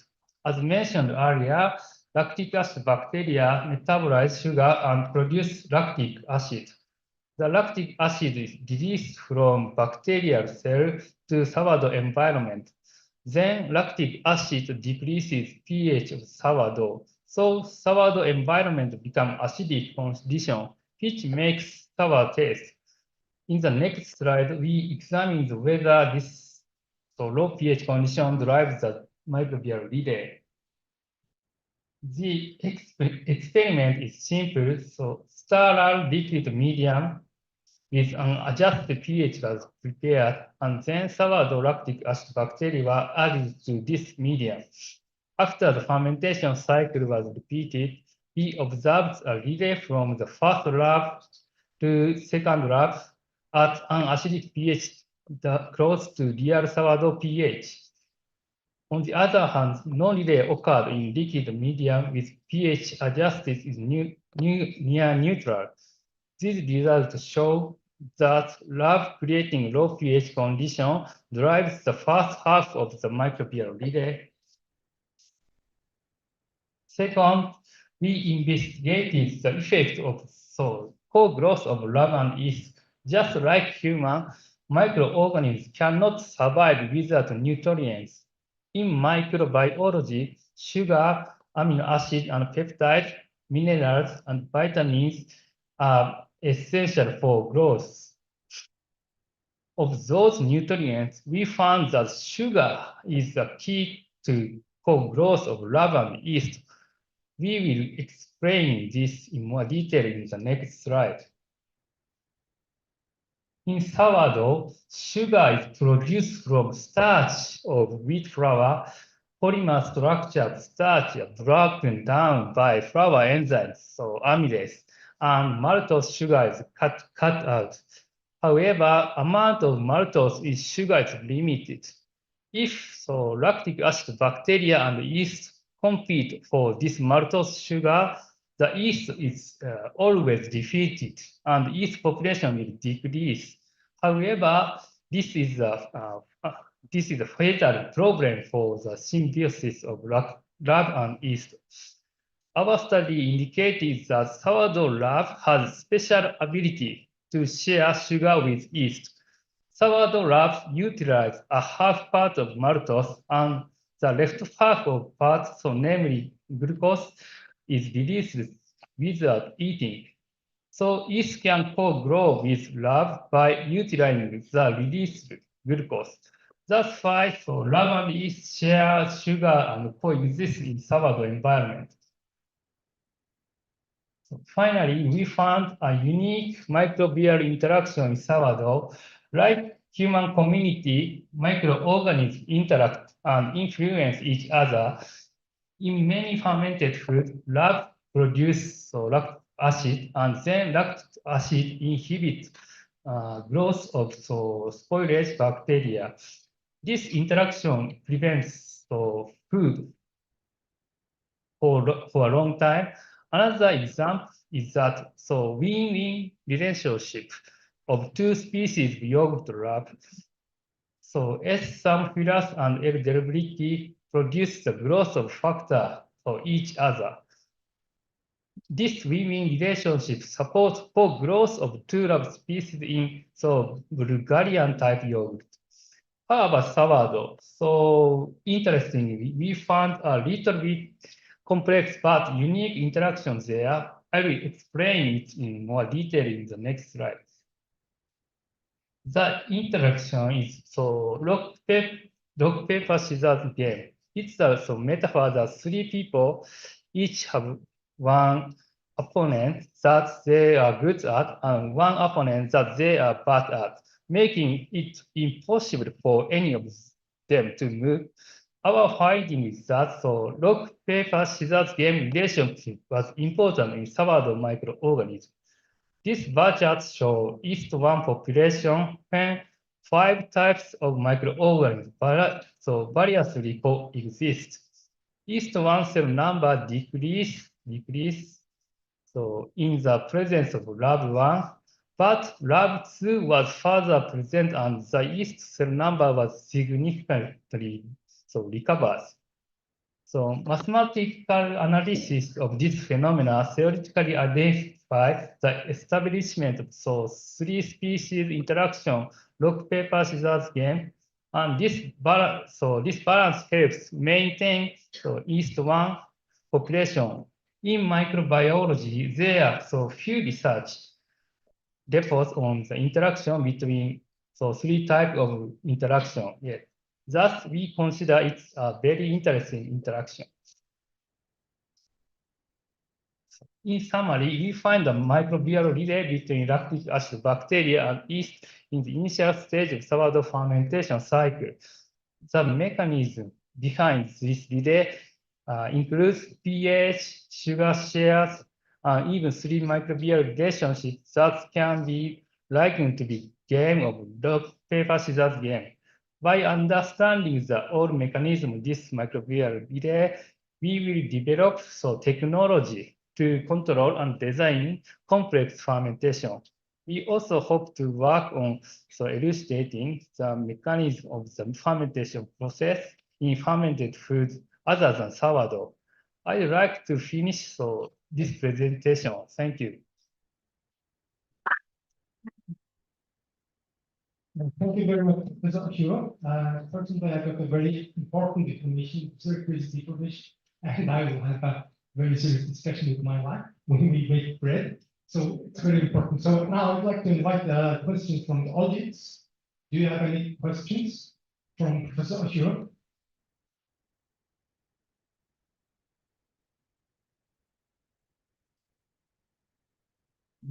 So maybe we can have a series further discussions during the session, sections. Thank you very much, Professor Oshiro. Sorry. I'm not from this sector, but I was just wondering why would a person be so interested in all the little details of life or food and so on. So my background is actually a legal background. So what was your drive as a child to choose this profession?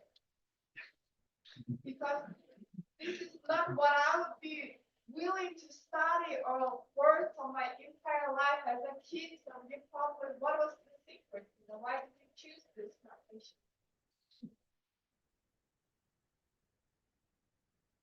This. So.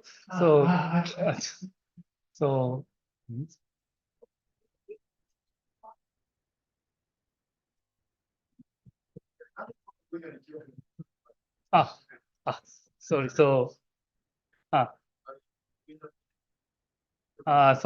it's so very specific area. Very interesting. Yes. You explained it very well. It was very understandable, even though I'm not from your sector. But why did you choose this profession? What was the drive as a child? So I previously worked for baking company. So I in a company I studied this sourdough fermentation. So I continued the study in Kyushu University. But I also interested in other fermentation as like Arab. You explained it quite well. Thank you. Thank you very much, Masaru. It was very informative and wonderful presentation. Thank you very much. I would like to introduce Associate Professor Tomohiko Moriyama from the Kyushu University Hospital to the stage, and he will be presenting on the topic Telemedicine for Reducing Medical Disparities. And Dr. Moriyama is a distinguished gastrointestinal endoscopist and director of the Telemedicine Development Center of Asia, Kyushu University Hospital. With over 20 years of expertise in the advanced diagnostic and therapeutic endoscopy, he has trained more than 150 Japanese residents and 250 international trainees. Since 2016, Dr. Moriyama has been actively involved in the telemedicine projects, which have gained significant momentum globally, especially during the pandemic. His work focused on the mitigating global health inequalities through innovative medical integration that integrates telemedicine with on-site training. Dr. Moriyama, the floor is yours. Okay, all right. Okay, any mic? It's all right. Okay, hello everybody. This is Moriyama from Kyushu University. This is my great honor to make a presentation here today. So today my talk is focused on telemedicine. All right, I'd like to talk about the usefulness of telemedicine for sustainable medical education. So before starting my presentation, I'd like to introduce our hospital briefly.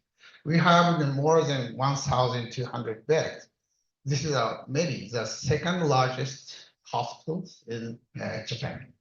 So we have 36 medical departments and also 12 dental departments. More than 3,000 staff is working for our hospital, and every year we have more than 10,000 surgery cases. And talking about my specialty, I'm an endoscopist. We have more than 50,000 cases in a year. Okay, so I'd like to talk about the medical situation in the world. Now still somewhat the crisis of COVID is released, but maybe now this is a fact. Non-communicable diseases is now the major cause of death in the world. Nowadays, about 41 million people die from NCD in a year. This is around 71% of all deaths. So what is NCD? Most major is cerebrovascular diseases, followed by cancer, pulmonary diseases, and diabetes. So nowadays, this is the most important factor is life expectancy is increasing in the world. So that's why, and also the infectious disease crisis is now decreasing. And also, this is the slow progression of macro-level policies to address NCD in each country is not, is still somewhat immature. Okay, and this is a heat map of NCD-related mortality under the age of 70.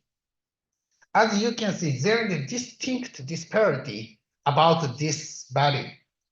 In so-called developed countries, its mortality is very low. But compared to those in developing countries, this ratio is quite high. Okay, let's go to the cancer, because I'm a gastroenterologist. So this is the number of cancer deaths in the world in 2022. The top leading cause of cancer death is lung cancer, followed by colorectal, liver, breast, and stomach. So today I'd like to talk about gastric cancer. Okay, heat map again. This is the age-adjusted incidence of gastric cancer. You know, maybe all Mongolian knows that you are living in a very high risk area for gastric cancer. Unfortunately, you are the top country about the incidence of gastric cancer. But Japan is a third, right? So there is a reason, because this is based on the infection ratio of the Helicobacter pylori. It's a strong indicator of gastric cancer. But we means Japanese people and Mongolian people live in the same means in a high risk area for gastric cancer, but that situation is a bit different between us. Okay, let's go. This graph shows the gastric cancer incidence and mortality. In your country, gastric cancer incidence and mortality is almost same. This situation is quite popular in other areas like in Asia and globe. But in Japan, comparing to its high incidence, its mortality is quite low. It's almost 1/3 of its incidence. So what is the difference between us? In Japan, there are so many public and private hospitals, and all the medical procedure is covered by national health insurance system. The patient only paid 30% of medical costs. In Japan, 70% will come from government or their working place. And we have a very cheap health checkup systems for gastric cancer and colorectal cancers.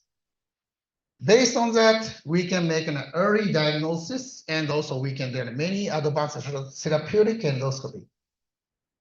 And most of endoscopy company, some of you know, is Japanese company. So that's why the new modalities and equipment is available for all Japanese doctors. But in my opinion, most important part is education. Through the Congress or universities education or something like that, we have shared our knowledge and experience. Yes, education is quite important. In the daily practice, we learned from our seniors, and the right top, this is a review of the endoscopy photos in our university, maybe almost all universities. Endoscopic photos taken by young trainees is all reviewed by seniors, whether there is a blind spot or missed lesion or something like that. And also we have good simulators like that. And so by the daily exposure of education, we have established our knowledge and experience on diagnostic endoscopy and therapeutic endoscopy. So based on that situation, we have accepted many doctors from all over the world. Talking about mainly from Asia, because we are living in Asian countries.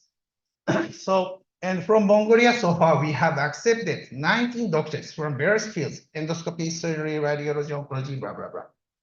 And also, we have accepted 3 engineers.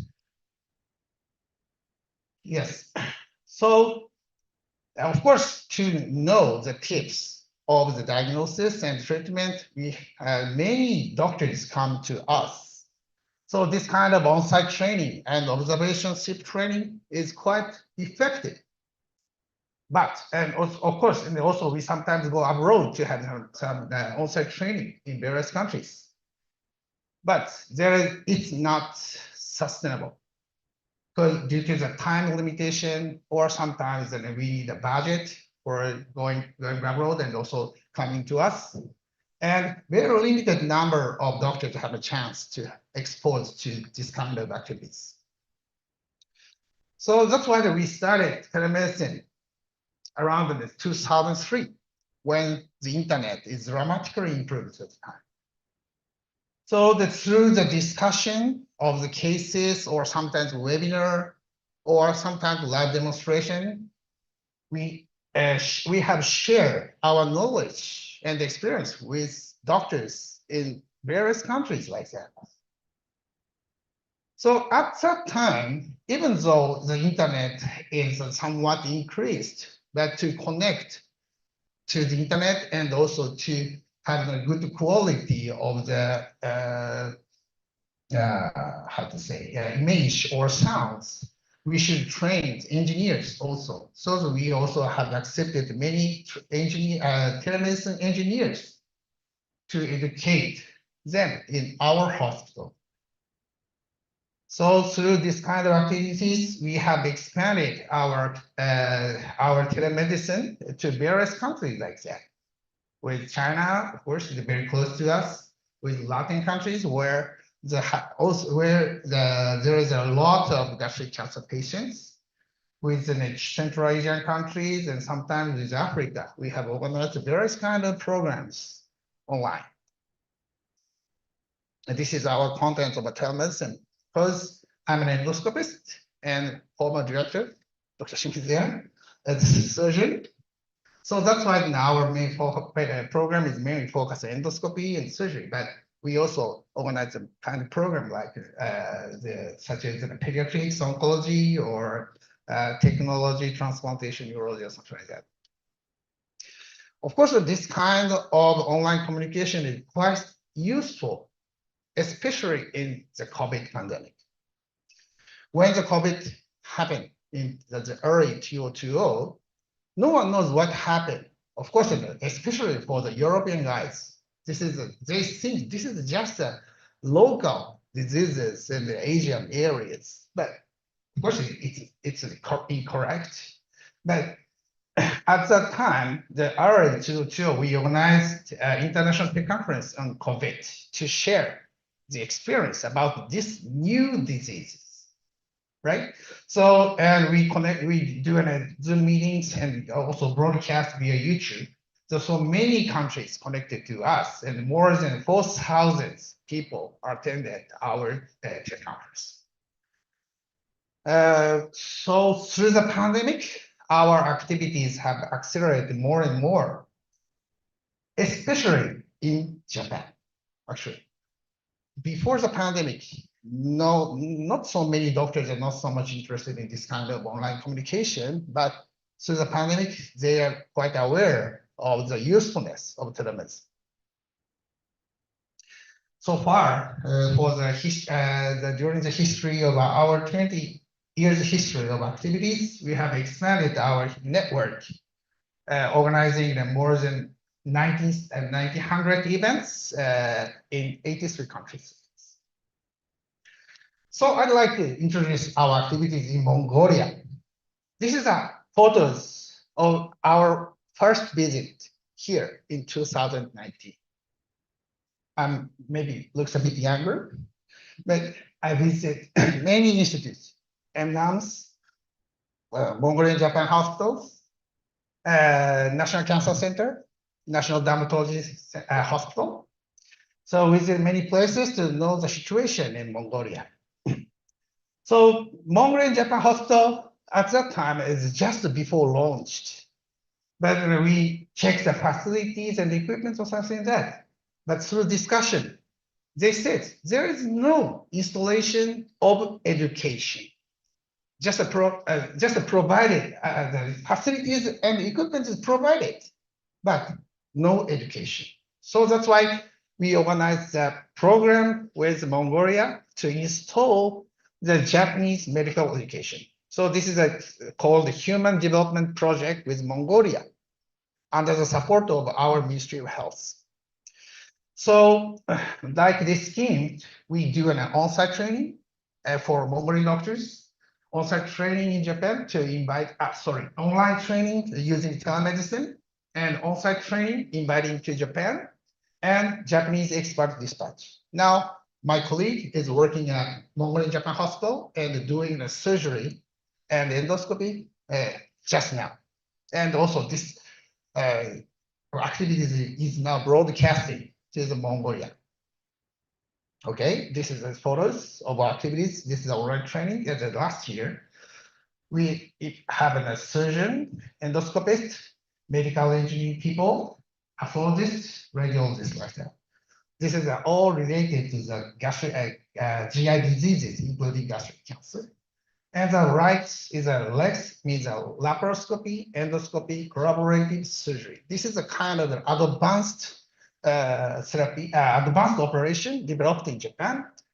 So this we did this kind of innovative procedure in at Mongolian Japan Hospital last year. And also we have invited many Mongolian doctors to our university hospital to observe our medical practice like that. So, and also during their stay, they enjoy the Japanese culture. Okay, this is also the photos from last year's activities. This is our hospital director made a presentation at Mongolian Japan Hospital. And also our surgeon performed a laparoscopic surgery. And this is also was broadcasted to the Mongolia simultaneously. And after going back to Kyushu University Hospital, we have organized a many telemedicine program like this. And also our expert surgeon introduced the tips of laparoscopic surgery like that. And this is just an additional information. And we also attended this kind of the endoscopy congress in Mongolia, something like that, to share our knowledge and experience with endoscopists. And bottom photos are showing the kind of live demo from the first Central University, first Central Hospital, just in right. This is a broadcast, broadcast in Mongolia. This broadcasting is organized by Mongolian engineers who are educated in our university hospital. Okay, today we are luckily having to make a contract with MNAMS today. So we hope to strengthen our collaboration in the future. So far, our collaboration in Mongolia is only, unfortunately, 10 cities. So I hope to increase the number of our collaborators for the next few years. This is my taking home message. Sustainable medical education can be achieved using telemedicine. Even in the COVID era, we could share medical knowledge, experience, and techniques via telemedicine. Telemedicine can contribute to filling local, regional, and global medical gap. Thank you for your attention.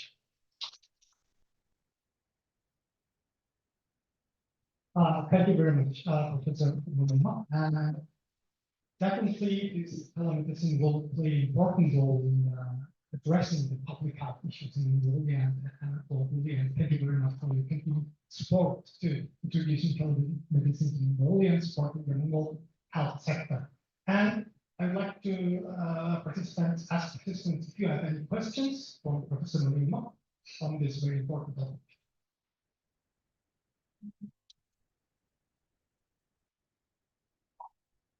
Okay, thank you very much. So now we will have our last presentation in the symposium. Associate Professor SASAOKA Takashi from the Faculty of Engineering. And Professor SASAOKA will give a speech. speech entitled Green Mining in Mongolia, Mining and Beyond. はい、Dr. SASAOKA is an associate professor in the Department of Earth Resources Engineering at Kyushu University. He completed his bachelor, master's, and PhD in engineering from Kyushu University between 1998 to 2003. His research focused on mine design, mining systems for solid resources, ground control, mine rehabilitation, and development of seabed resources and underground urban spaces. He has had various research and academic positions, including the postdoctoral fellowship at West Virginia University, and he is dedicated to advancing sustainable mining practice and resource development. This is a stage is yours.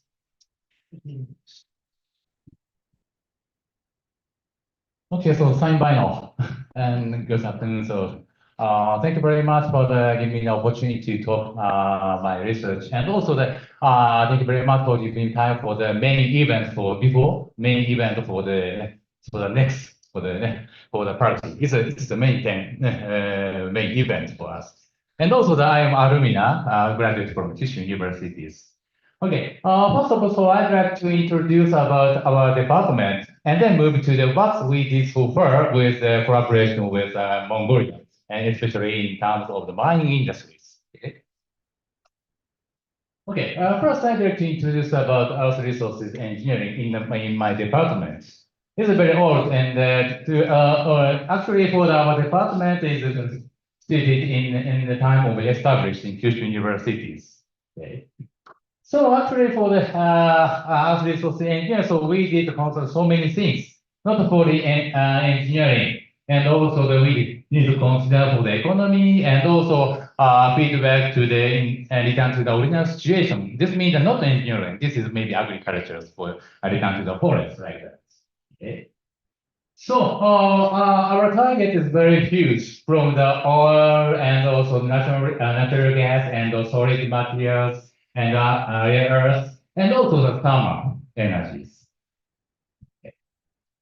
And also when we try to develop for the mining or some deposits, we need the several kinds of the technology we need, not only for geology, not only for exploration and machine, and so actually for the how to mine and how to excavate, how to treat for the earth. And finally, we need to return to the original situation. This need to become return to the natures.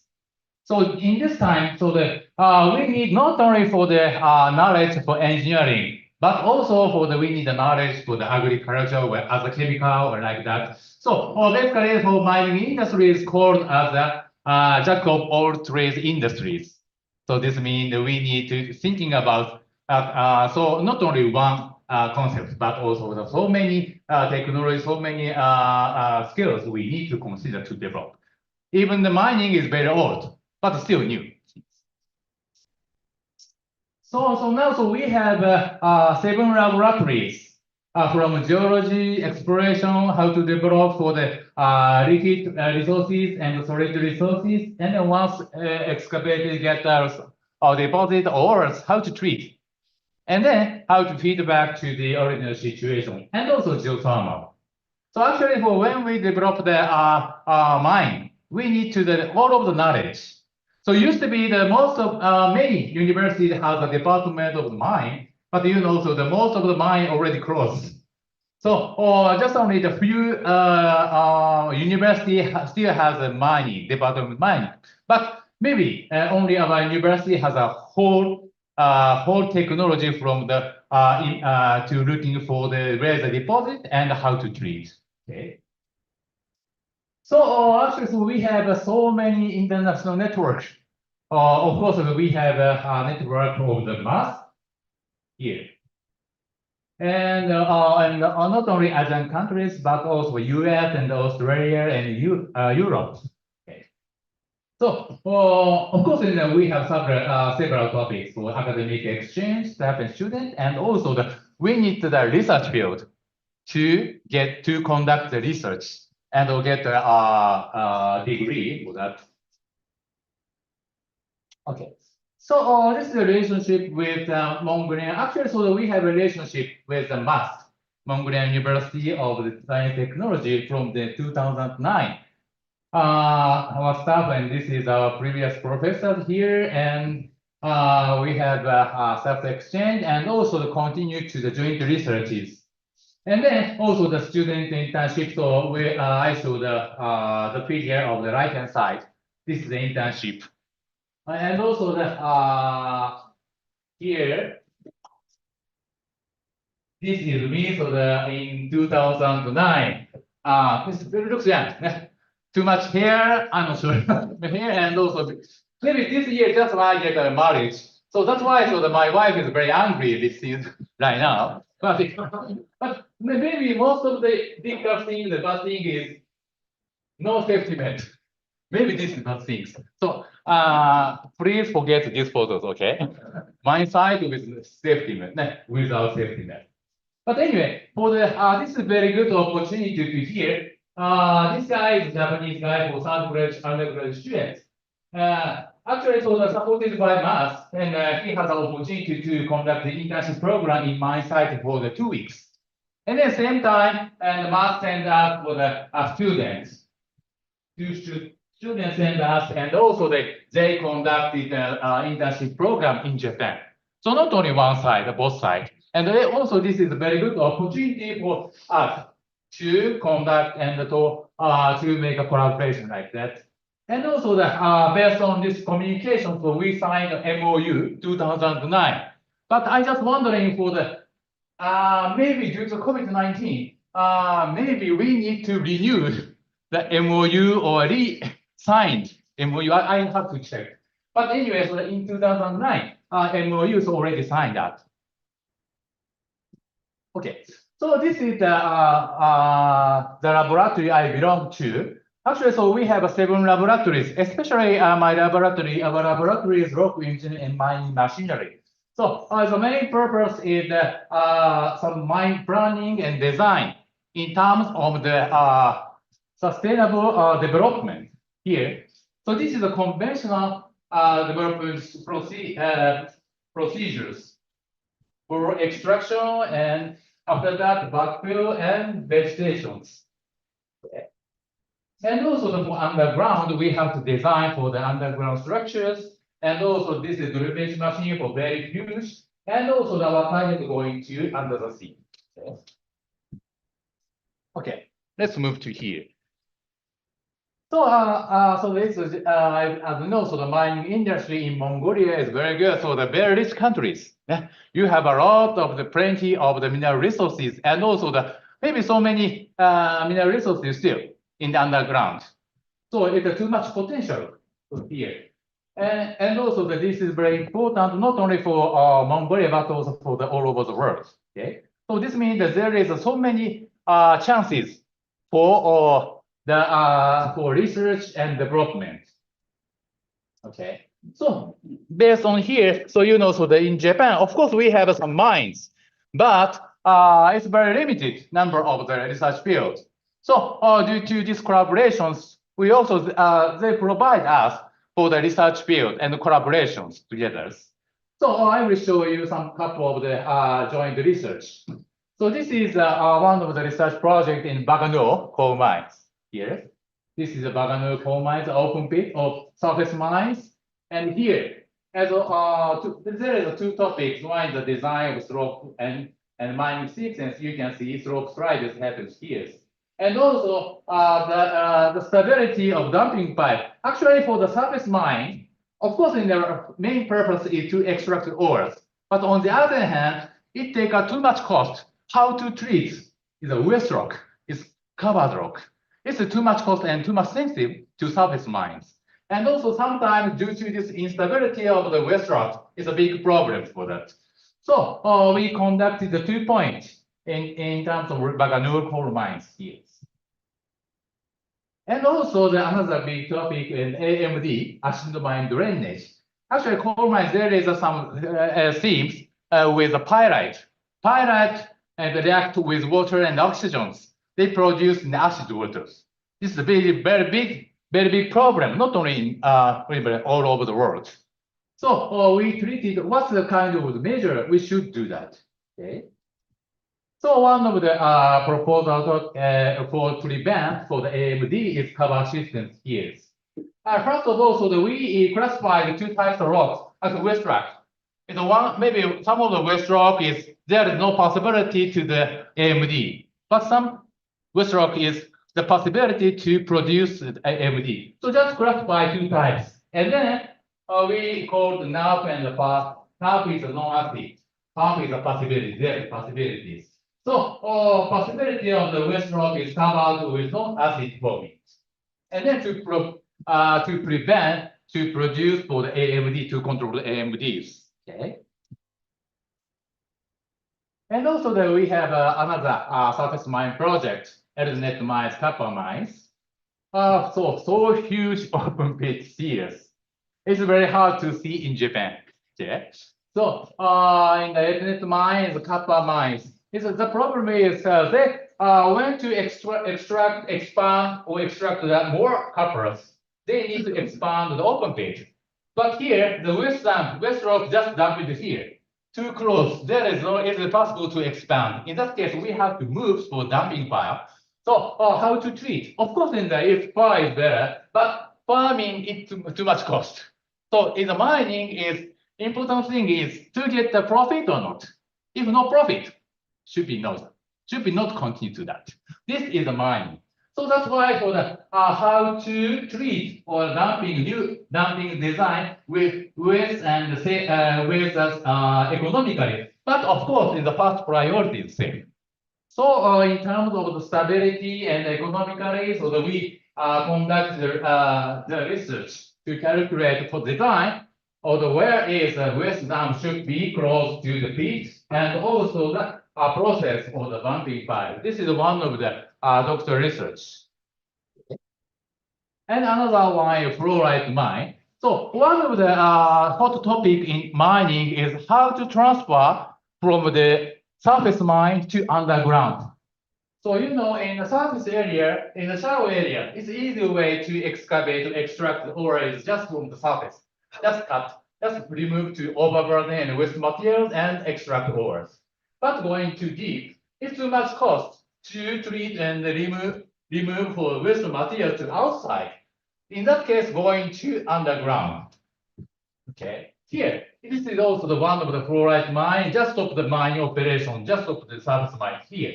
And then, so they have a plan to going to underground. But in that case, we have to consider for the buffer. Actually, this is a very simple concept of the cross-section of the mine. This is first mining area and going to underground. Underground area just focus on the extract or the ores. But of course, we want to extract as much as possible. But if this buffer, there is also the ore. It's provided money, but we extract these ores in some cases too narrow. It's very big impact for the stability of the open pit slope and also underground sections. So this is the result. Too narrow for the ground pillar we called. So first we have to consider how much buffer zone, buffer ore have to be left. Okay. And also this is the solutions for research. So this is just only ore to relate to ores. So here we can see probably in terms of the stability of the slope, maybe probably more than 20 meters we have to left as an ore. But if this ore is pretty good quality and compare with actually for another option here to install some artificial one to install the bolt and also put in the backfilling material to make very strong, relatively strong layers, cover caps here. Of course, it